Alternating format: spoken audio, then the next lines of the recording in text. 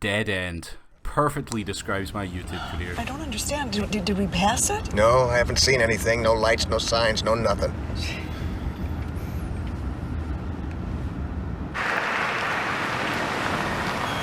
Shit. What is that? It's a baby carriage. I can see it's a baby carriage. When I was growing up, I remember specifically these two films I would always recommend to people, as I found no one had really heard of them, never mind see them. One of them was Big Nothing, a slick black comedy starring David Schwimmer and Simon Pegg. It's not gut-bustingly hilarious, but if you're a black comedy fan, then it's awesome. It has a really good plot, filled with twists, funny characters, and it isn't afraid to hit you with some really dark turns. The other was Dead End, a film I'd watched on TV one night and was weirdly mesmerised by as a little 10-year-old boy.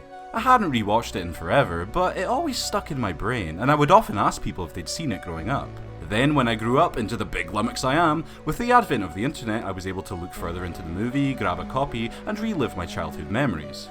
Imagine my surprise when I learned both of these movies were by the same director, and they're two of only 3 films the guy ever directed. Inconceivable.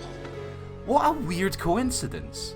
I still like Big Nothing all these years later, but with Dead End, it had been over 15 years since I'd last seen it. I was curious if after so many years getting acclimatized to horror films, if it would still be as impactful. Why don't we go back to the interstate? Honey, your mother lives right by the sheriff's. We'll be there in 15 minutes.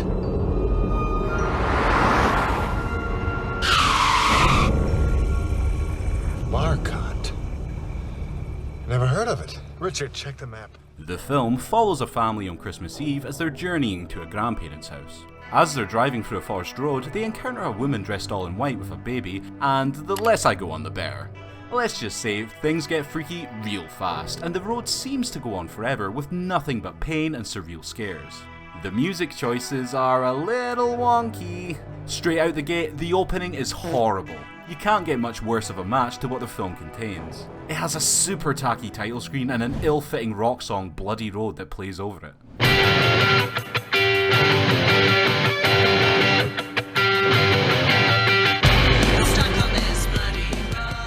I was a little nervous, but you quickly learn that this is not going to be a film that's aim is to create a dreaded atmosphere or terrify you psychologically. It's just here to entertain you.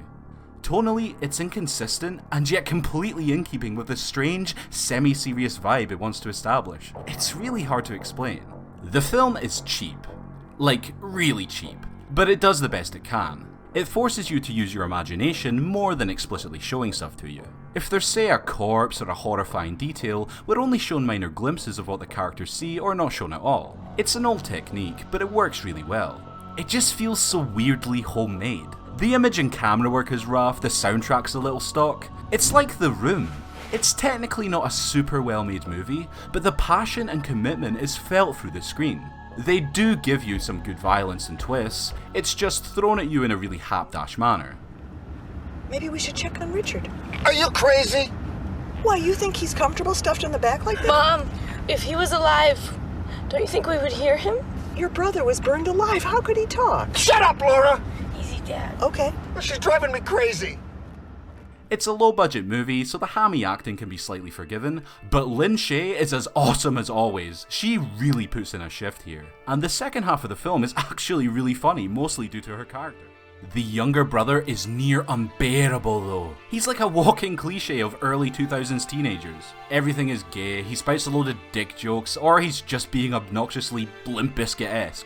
But, although he's annoying, I have to say, even he entertains me with how damn horrendous a character he was. Everyone's over the top hammy in the best way, especially Ray Wise. I know. Maybe I miscalculated a little bit. Maybe.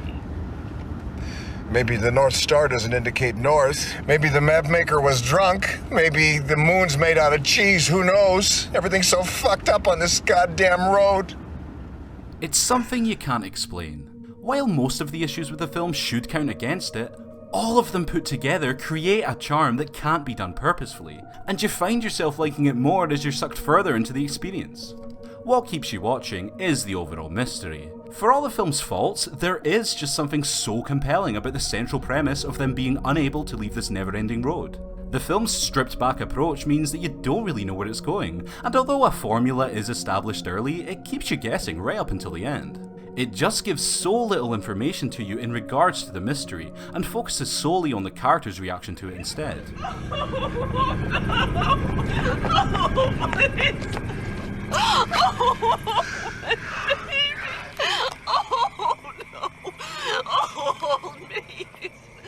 For some it may seem obvious, but I remember when I watched it, personally it never hit me. I think all the rough around the edges production of the movie really works in its favour here too.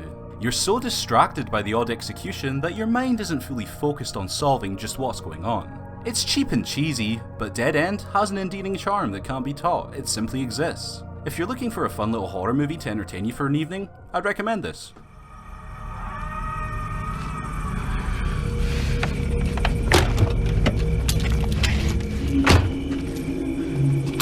So, you've come for her, huh? Well, you'll have to kill me first, you bitch! Why us, huh?